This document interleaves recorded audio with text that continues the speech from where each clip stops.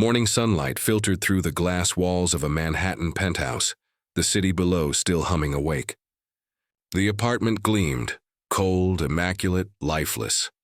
Edward Collins, a billionaire tech entrepreneur in his late 30s, sat at the breakfast table, staring at financial reports on his tablet. His expensive coffee had gone cold. Across the room, his infant daughter, Lila, whimpered softly in her crib. Edward didn't look up. He had perfected the art of tuning out emotions, his own included. Since losing his wife during childbirth, he had buried his pain beneath layers of discipline and work. The only warmth that remained in that vast apartment came from Clara Evans, a 27-year-old nanny from Ohio.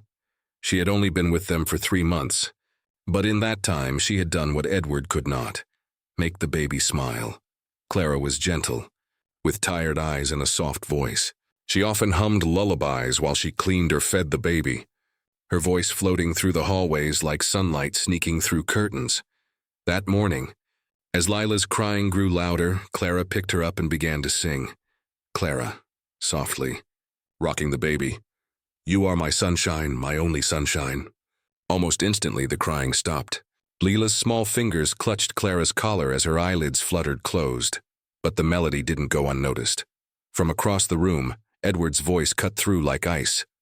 "Edward," sharply, "what did I say about singing around her?" Clara, unstartled, I'm sorry, sir. It helps her sleep." "Edward, this isn't a daycare. You're here to follow instructions, not perform lullabies." Clara hesitated, her face pale. "Clara, I understand, Mr. Collins, she stops crying when she hears it. It's the only thing that calms her down." Edward, curtly, "That's irrelevant. Keep things professional." He turned back to his tablet. The silence was heavier than before. Later that afternoon, an email arrived from Edward's assistant. Clara read it twice, her hands trembling. "Your services are no longer required. 1 month's severance pay will be issued." "Thank you." She stood frozen in the nursery doorway, watching Lila gurgle softly in her crib. The child reached up toward her with tiny fingers, unaware that this would be the last time she'd see her. Clara knelt beside the crib and whispered, "Clara, it's okay, sunshine. I'll be with you in spirit." Then softly she sang again, "You make me happy when skies are gray."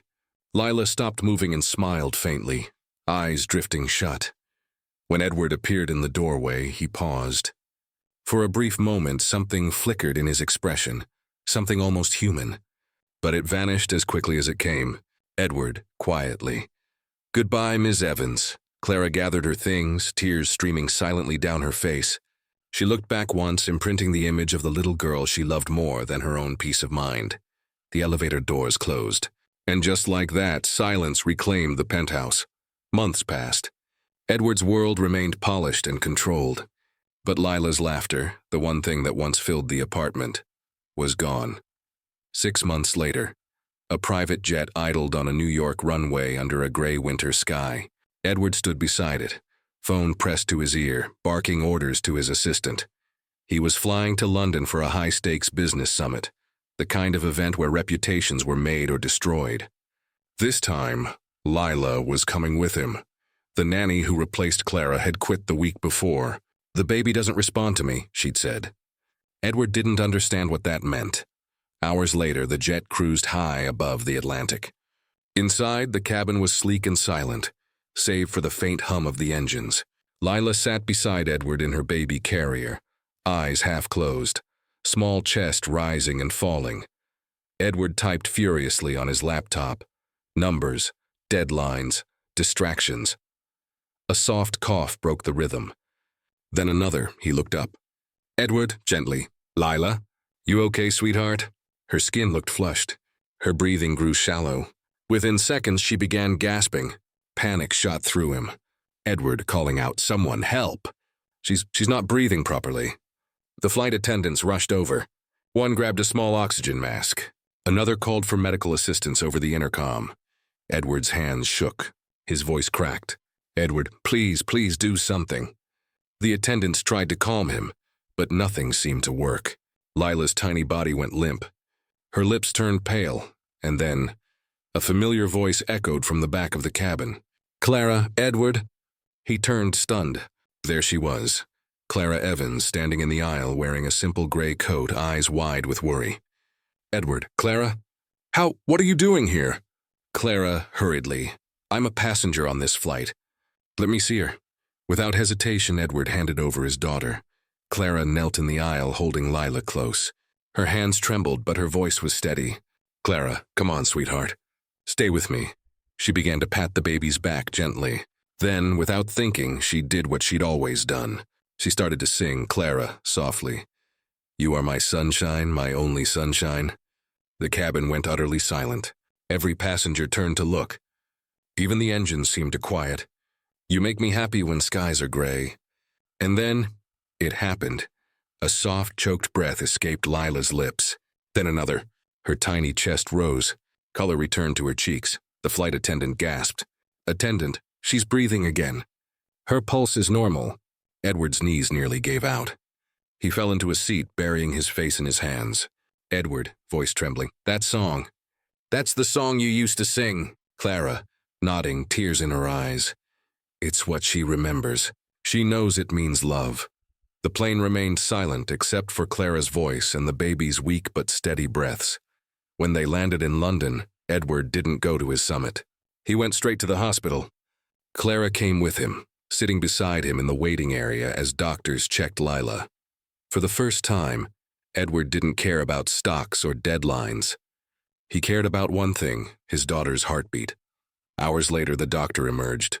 Doctor, she's stable. Scary moment, but she's going to be fine. Edward exhaled, a sound halfway between relief and guilt. He turned to Clara, voice breaking. Edward, you saved her life again. Clara, quietly, no, Edward. Love saved her life. He didn't answer. But his silence said everything. 2 days later, London was blanketed in gentle snow. Edward sat by the hospital window, holding Lila in his arms. For the first time in months, she smiled at him. A small, sleepy smile that melted every wall he'd built. Across the room, Clara packed her bag quietly. Edward, you're leaving? Clara, my flight's tonight. I didn't want to overstep. Edward, overstep? He chuckled softly. You saved my daughter's life, Clara. You could never overstep. She smiled faintly.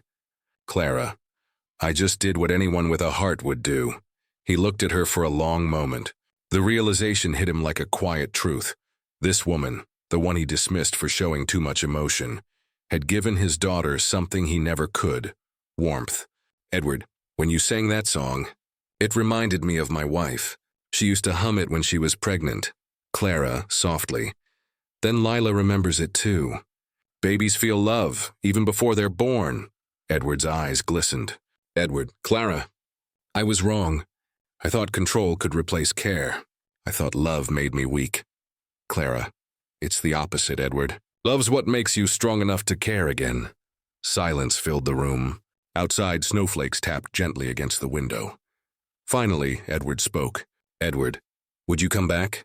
As her nanny, yes, but also as family. I can't raise her in silence anymore. Clara hesitated, tears filling her eyes. Clara, only if you promise something. Edward, anything. Clara, never silence love again. He nodded. Later that afternoon, the three of them left the hospital together. Snow fell softly on the London streets. Edward carried Lila, wrapped in a blanket, while Clara walked beside them, humming gently. Clara, singing softly, You are my sunshine. Lila's head rested against her father's shoulder, tiny fingers gripping his shirt. For the first time since his wife's death, Edward didn't feel broken. He felt whole, not because of wealth, not because of success, but because he finally remembered what love sounded like. As they disappeared into the falling snow, Clara's voice lingered in the air like a promise. You'll never know, dear, how much I love you. And for once, Edward Collins didn't crave silence.